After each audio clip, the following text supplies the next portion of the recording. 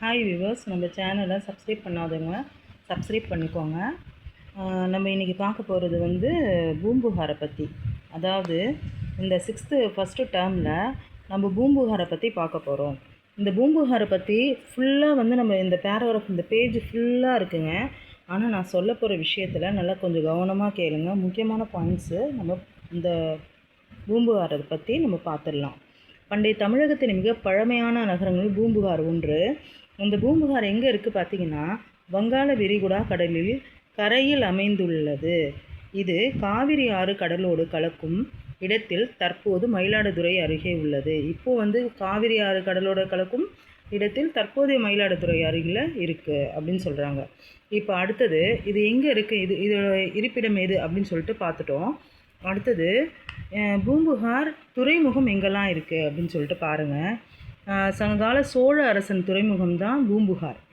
சங்ககால சோழ அரசர் இருக்கார் இல்லையா, அவர் ஆண்ட இடங்களில் தான் இந்த பூம்புகார் துறைமுகம் உள்ளது. இப்போ இதில் பார்த்தீங்கன்னா இந்த துறைமுகத்தில் என்ன முக்கிய பங்கு அப்படி பார்த்தீங்கன்னா, வணிகம் செய்கிறது தான். கடல் வழி போக்குவரத்து, அதாவது பெருங்கடல் வணிகன் அப்படின்னு சொல்லிட்டு சொல்லலாம். இதில் சிலப்பதிகாரத்தில் எப்படி குறிப்பிட்டிருக்காங்கன்னா, பூம்புகார் வந்து சிலப்பதிகாரத்துலேயும் பட்டினப்பாலை இருக்கு இல்லைங்களா, அந்த நூல்லையும் தான் நம்ம வந்து பூம்புகாரை வந்து தெரிஞ்சுக்கலாம். அதை பற்றிய டீட்டெயில்ஸ் எல்லாமே வந்து பட்டினப்பாலையிலையும் சிலப்பதிகாரத்துலேயும் இருக்குது. இப்போ எப்படி அது நம்ம தெரிஞ்சுக்கிறோம் பாருங்களேன். சிலப்பதிகாரத்தில் பூம்புகார் நகரத்தில் மாநாய்க்கன் மாசத்துவன் கேள்விப்பட்டிருப்பீங்க இல்லையா, கண்ணகி கோவலனோட அப்பா. அவங்க வந்து பெருங்கடல் வணிகன் அப்படின்றது தான் இந்த மாநாய்க்கன் மாசாத்துவன் அப்படின்ற இந்த 2 பேருக்குமே அர்த்தம்.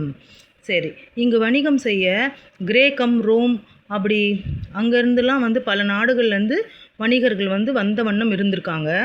அங்கேருந்து வந்து திரும்பவும் வந்து ட்ராவல் பண்ணி போகிறதுக்காக கொஞ்சம் நாள் தங்க வேண்டியதாக இருந்துச்சு. ஏன்னா வந்து நீண்ட நாள் பயணம், நம்ம ஏரோப்ளேன் அப்போ கிடையாது இல்லையா, நம்ம கடல் வழி தானே போய் ஆகணும். கடல் வழி போக்குவரத்து வந்து நீண்ட நாள், நீண்ட மாதங்கள், நீண்ட வருடங்கள் கூட ஆகலாம். அப்படி இருக்கும்பொழுது அயல் நாட்டவர் வந்து இங்கே வந்து தங்கும்போது இங்கே இருக்கிற கலாச்சாரம், இங்கே இருக்கிற மக்களோட உறவாடுறது, இது மாதிரி இருந்திருக்காங்க. அதுக்கப்புறம் பட்டினப்பாலை ஆசிரியர் கடியநூல் உத்திரக்கண்ணனார் கிமு 2ஆம் நூற்றாண்டை சேர்ந்தவர். இதை வந்து அன்லைன் பண்ணிக்கோங்க. கடல் வழியாக குதிரைகள் இறக்குமதி செய்யப்பட்டன. கருமிளகு தரை வழி தடங்கள் வழியே இறக்குமதி ஆனது. வடமலையிலிருந்து தங்கம் இறக்குமதி செய்யப்பட்டது. அது மெருகூட்டப்பட்டு மீண்டும் அயல் நாட்டுக்கு ஏற்றுமதியானது. சரிங்களா. இப்போது மேற்கு தொடர்ச்சி மலையிலிருந்து சந்தனமும், தென்கடல் பகுதியிலிருந்து முத்தும், கிழக்கு பகுதியிலிருந்து பவளமும், ஈழத்திலிருந்து உணவுப் பொருள்களும் இறக்குமதியாயின. இப்போ முத்து, பவழம், கருமிளகு, அப்புறம் குதிரை, இதெல்லாம் வந்து இந்த கடல் வழி போக்குவரத்து வழியாக கிடச்சிருக்கு. இப்போ எந்தெந்த திசைகளில் இது வந்து போக்குவரத்து நடந்திருக்கு அப்படின்றத நம்ம நல்லா கவனமாக பார்த்துக்கணும். சரிங்களா. அடுத்தது 200 ஆண்டுகள் கிபி 200 வரை வந்து சிறப்புற்று திகழ்ந்த புகார் நகரம் வந்து கடற்கோள் அல்லது கடல் சீற்றத்துக்கு காரணமாக வந்து என்ன ஆயிடுச்சுன்னா, பூம்புகார் நகரத்தில் இன்றும் நம்ம காணலாம், ஆனால் வந்து அழிந்து போயிருக்கலாம் அப்படின்னு சொல்கிறாங்க, கடல் சீற்றங்களால் அப்படின்னு. இங்கே வந்து கப்பல் கட்டும் தளம், செப்பனிடும் தளம்லாம் இருக்கிறதா சொல்கிறாங்க. அப்போ இருந்ததான் வந்து நம்ம சிலப்பதிகாரத்தில் நம்ம அந்த பட்டினப்பாலையில் சங்க இலக்கியங்களில் நம்ம வாசித்தும் அறியலாம். இப்போது நம்ம இதில் வந்து இந்த பகுதியில் என்ன தெரிஞ்சுக்கிட்டோம் அப்படின்னு பார்த்தீங்கன்னா, பூம்புகார் வந்து எந்த நகரத்தில், தற்போதைய நகரம் வந்து மயிலாடுதுறை. முதல்ல வந்து கடலின் கரையில் உள்ளது, வங்காள விரிகுடா கடலின் கரையில் அமைந்துள்ளது. பூம்புகார் நகரம் வந்து சோழ அரசர்கள் துறைமுகம் அப்படின்னு சொல்லிட்டாங்க.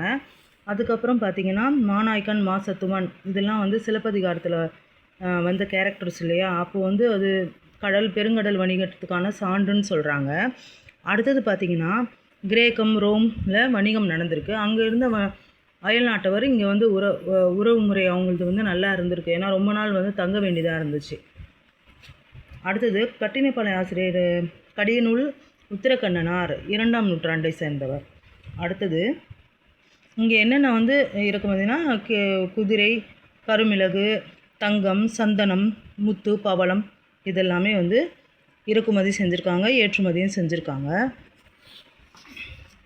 அப்புறம் கிபி 200 வரை வந்து சிறப்புற்று திகழ்ந்த புகார் நகரம் வந்து கடல் சீற்றங்களால் வந்து மாற்றம் அடைந்திருக்கு. இப்போ கூட நம்ம பூம்புகார் நகரத்தை நம்ம பார்க்கலாம். இதில் முக்கியமான ஒரு பாயிண்ட் என்ன விட்டுட்டோம் அப்படின்னு பார்த்தீங்கன்னா, காவிரி, இந்த நகரத்துக்கு புகார், காவிரி பூம்பட்டினம் போன்ற பெயர்களும் உண்டு.